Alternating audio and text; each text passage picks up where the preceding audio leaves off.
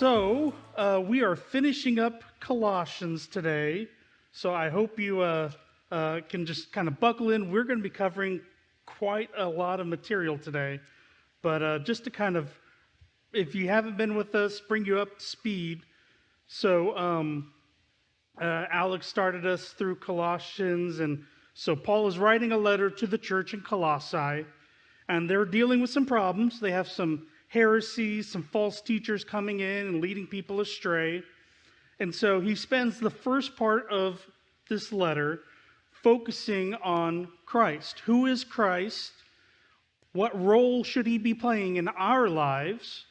And then last week we talked about, since we have freedom in Christ, since he set us free, we need to be living lives in pursuit of Christ. But what does that life look like?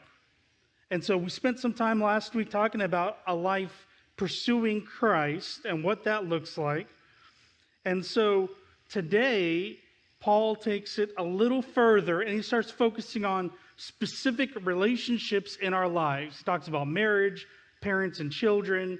He talks about slaves and masters, how dealing with the loss, all focused on how our lives and what they should look like as we pursue Christ. So we're going to get into this, and we got some heavy stuff, so hope you're prepared for it. Buckle in, get ready. So let's open in a word of prayer. Lord, we just come to you. We thank you so much for all that you do. We thank you just for your love, your mercy, your grace, and just for the fact that you just don't give up on a broken person like me, that you are there for me in the midst of all of it. Lord, continue to lead and guide us. Speak to us today in this time, and help us just to understand who you've called us to be, who you are calling us to be, who you want us to be every day, moment by moment. So, Lord, we ask this in your name. Amen.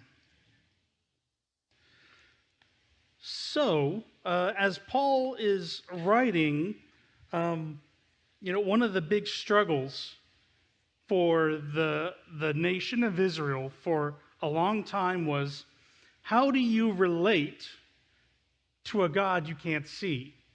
How do you connect with a God who is invisible, who is there, and you don't have a statue, you don't have an idol upon which to focus? And so there's this struggle of, how do we relate to this invisible God? If you recall back in Colossians chapter 1, as Paul was writing about Jesus, he mentions that Jesus is the image of the invisible God. He is that connector, that conduit in which we can better understand what it is to connect to God. So he is the revelation of God. He reveals to us more about who God is so we can better understand. And he is also the example of what it looks like to live in relationship with God. He demonstrated that throughout his ministry, throughout his life, on what it looks like to put God first, to let him be Lord.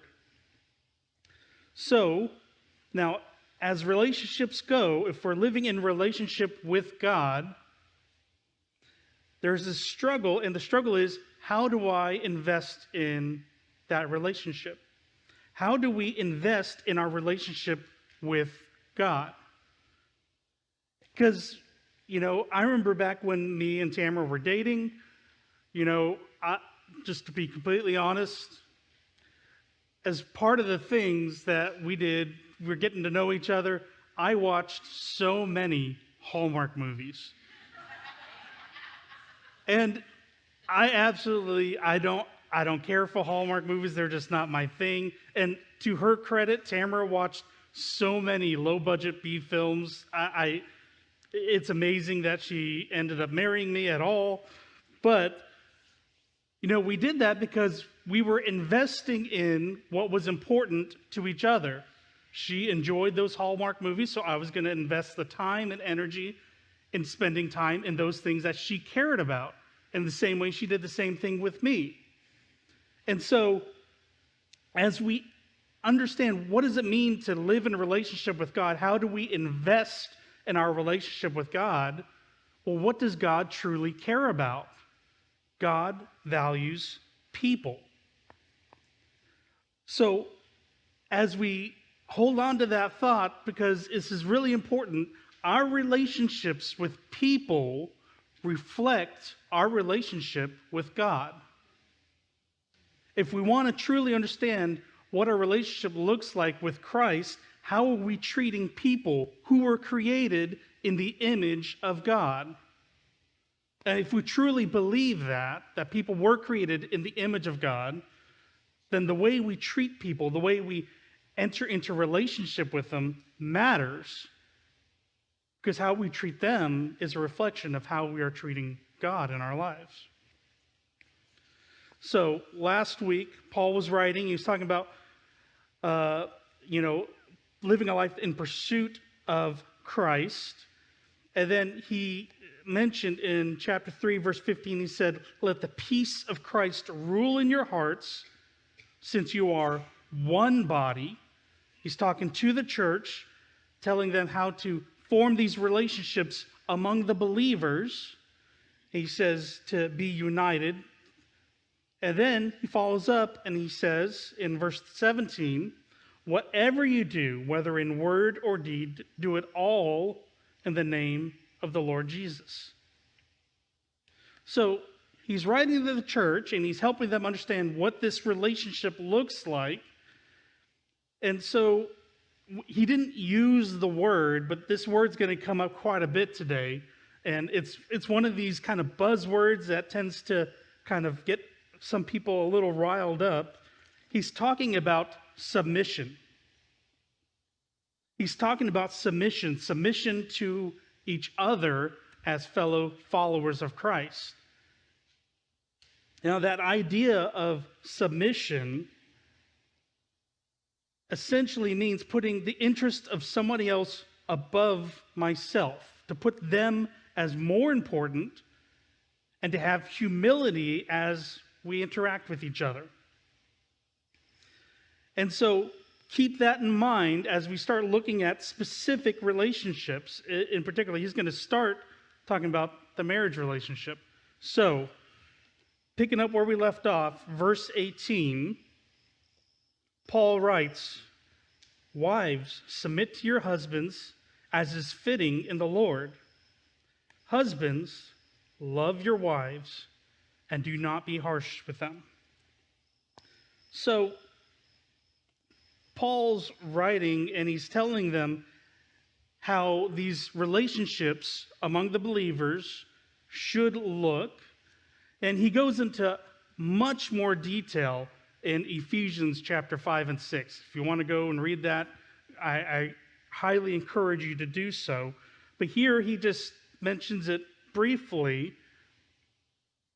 And we're focusing on the bigger picture. And he's talking about submission. He uses the word submission here. And that word often gets really misinterpreted. There's so many misunderstandings about what submission means. People think, well, if I'm being submissive, that means I'm being weak. That means I have to sacrifice my own identity. I have to become a nobody in order to be submissive. But no, that's not what he's talking about here. He's talking about the real reality is that the foundation of submission is trust.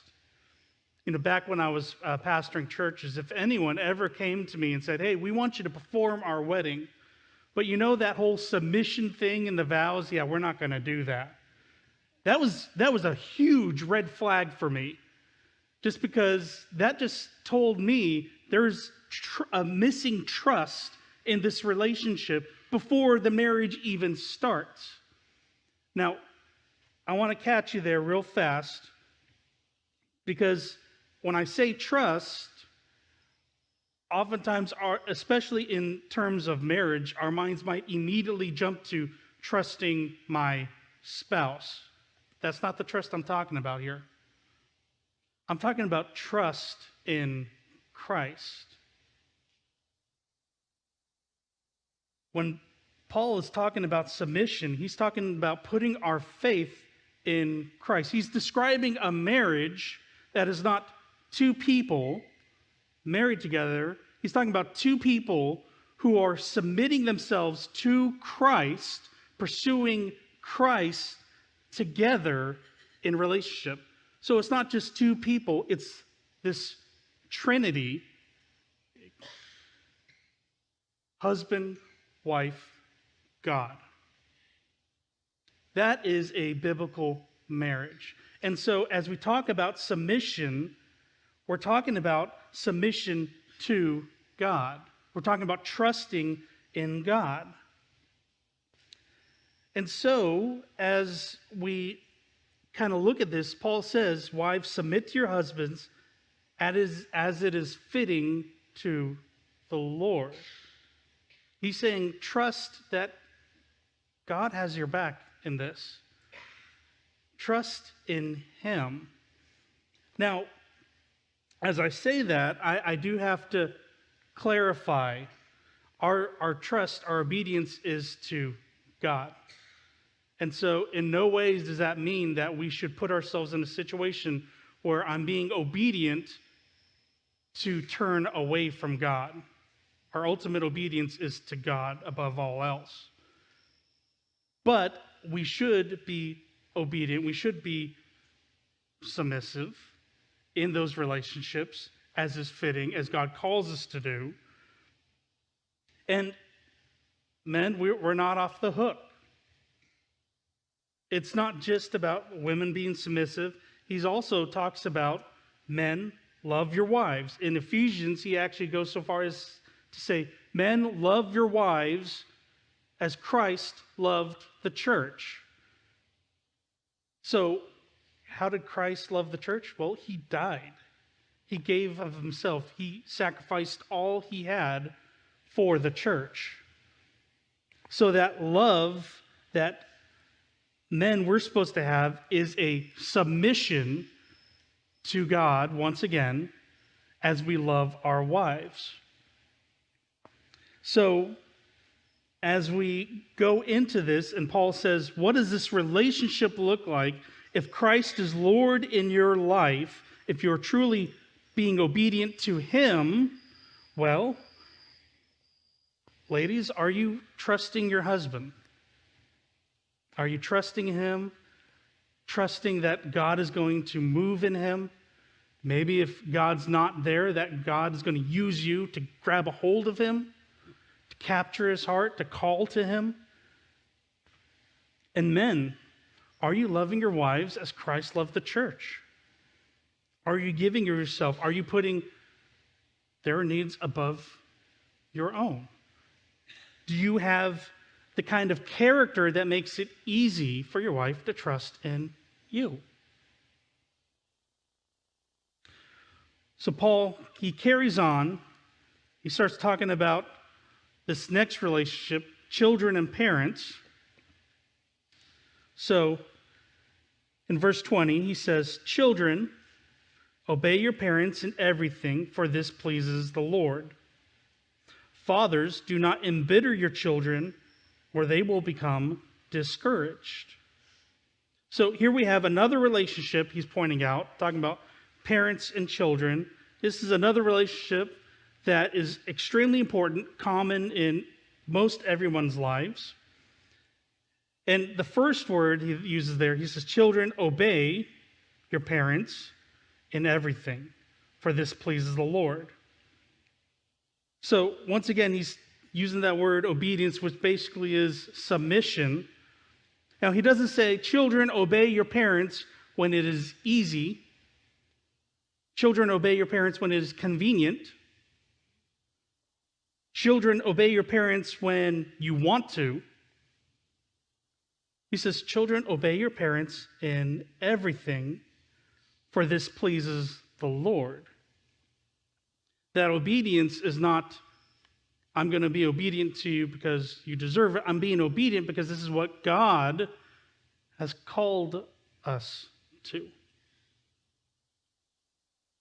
So once again, it's not about putting trust in this person, it's putting trust in God. And then he turns it around for the parents. He says, depending on your translation, fathers or parents, do not embitter your children or they will become discouraged. What does that mean? That's not a word we commonly use, to embitter. The idea there is to use your authority to crush somebody for your own ego. In other words, that idea of embitter is to use that authority in order to create them into my own image. But no, I don't want my children to be created into my image. I want them to be following Christ. I want them to be made in the image of Christ, not me. Definitely not me. I'm all kinds of messed up. I don't want them to be made in my image at all.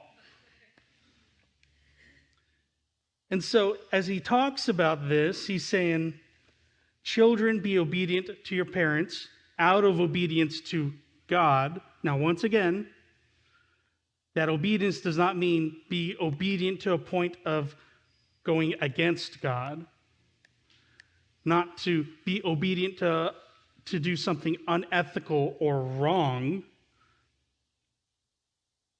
But in the same way, parents, we have a responsibility to guide our children, to shepherd them towards Christ, not towards us, not to live vicariously through them.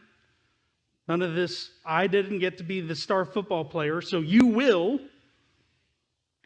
But no, for them to guide them and shepherd them towards Christ. You know, the main job of a parent, if you want to know what the job of a parent is, this is what a parent's job is. Your job is to put yourself out of a job.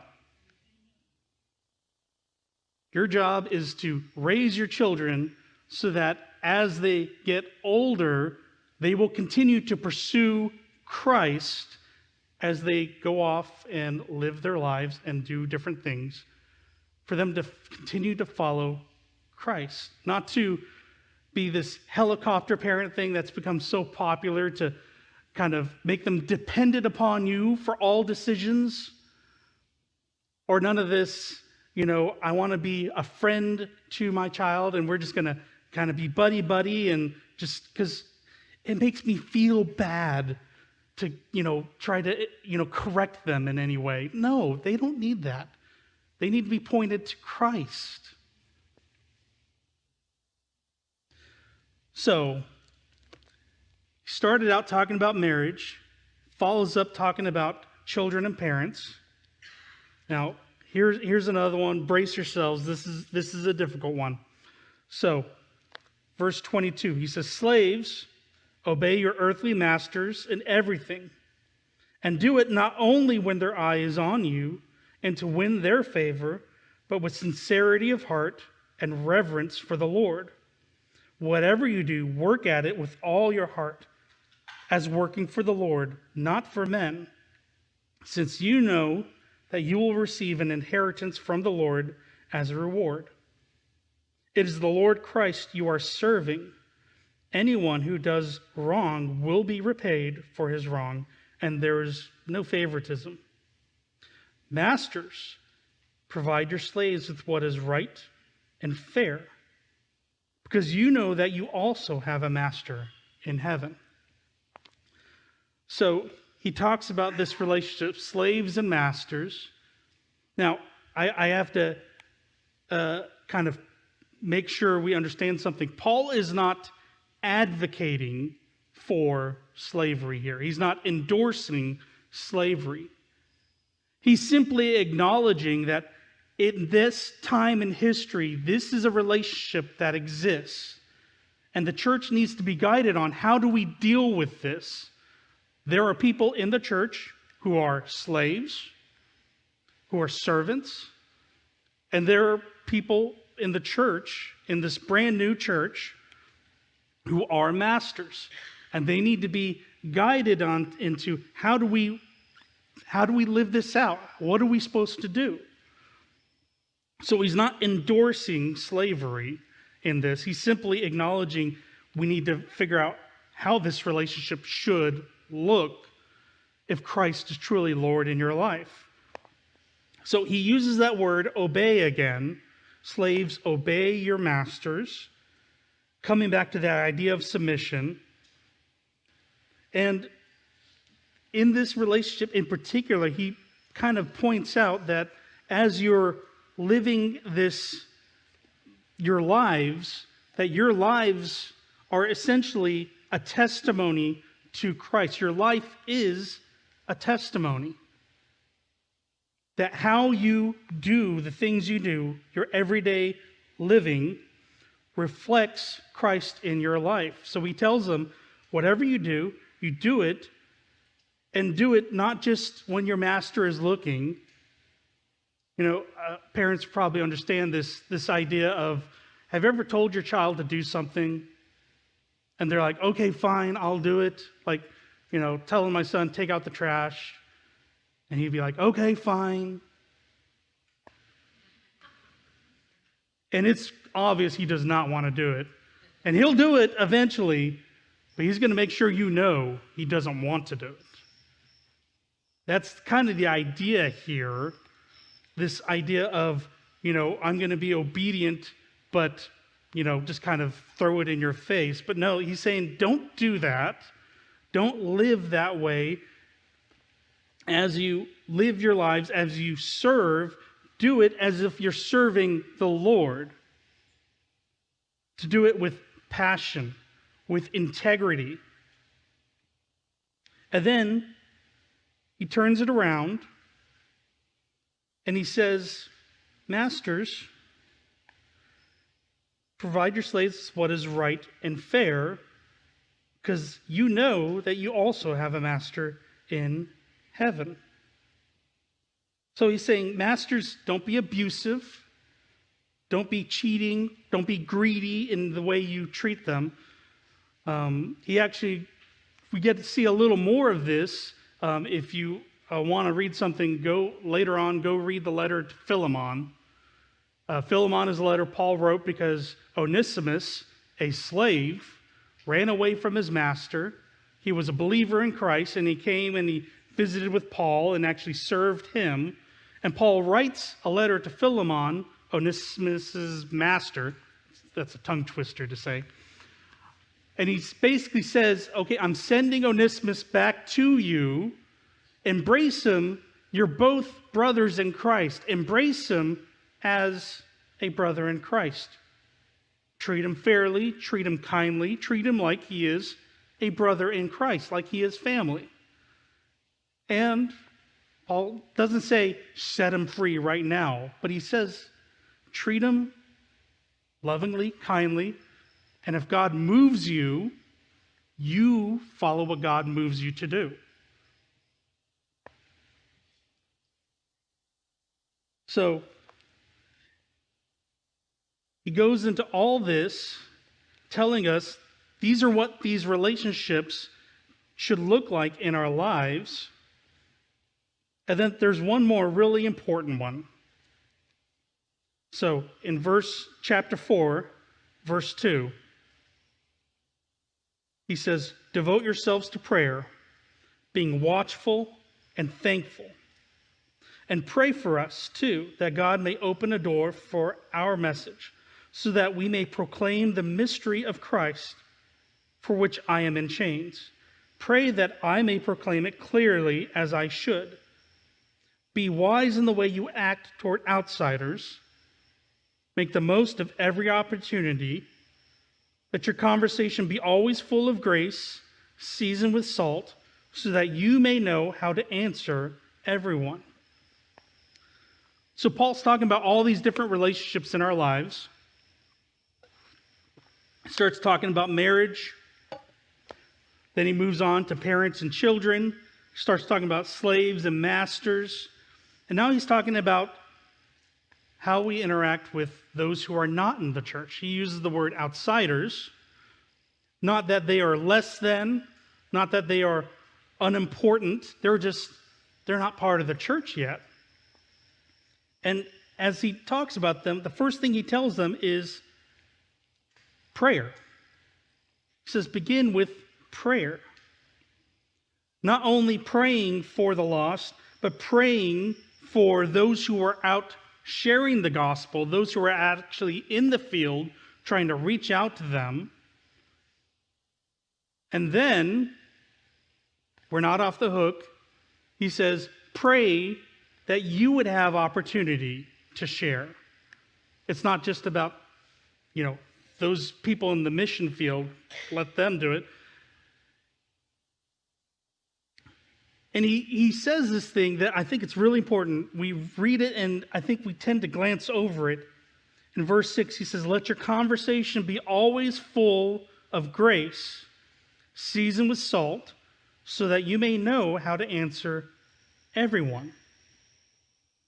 That phrase, let your conversation be full of grace, I think is really, really important. It doesn't say full of judgment, that your conversation should be full of condemnation. If you recall back in chapter 3, he made this point of mentioning in verse 11, he said, talking about the church, he said, here there is no Greek or Jew, circumcised or uncircumcised, barbarian, Scythian, slave or free, but Christ is all and is in all. Essentially, he's saying, hey, we're all broken. We all sinned. We're all in need of a Savior. And so as we interact with people who just haven't gotten the message yet, he says, have these conversations that are full of grace. And so essentially what he's saying is, it's not enough for us to point people away from hell. It's not enough for just point people away from hell, because if that's all we do, if all they hear from us is condemnation and judgment of just don't do this, they're still lost. They're still wandering listlessly. They need to be pointed to something. They need to be pointed to Christ. So it's not enough for us to point away from hell. It's important we need to be pointing to Jesus in those conversations.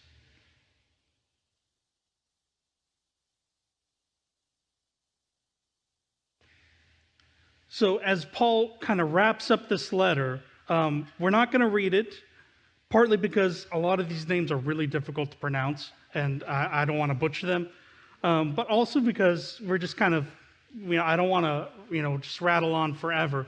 But I encourage you, read the end of chapter 4 here, because as Paul wraps up, he starts out, he mentions a whole bunch of people. And we tend to kind of skip over that part because we're like, well, he's just giving greetings and mentioning people. No, he's not. He starts mentioning all these people, and he describes them, and he says, this person, they've been a faithful minister beside me. They're a dedicated servant. This person has been a source of comfort and encouragement for me. If you get to meet this person, welcome them, be kind to them, just let them come into your presence. These are not just people he's mentioning. Paul's not alone in his ministry. This is his ministry team.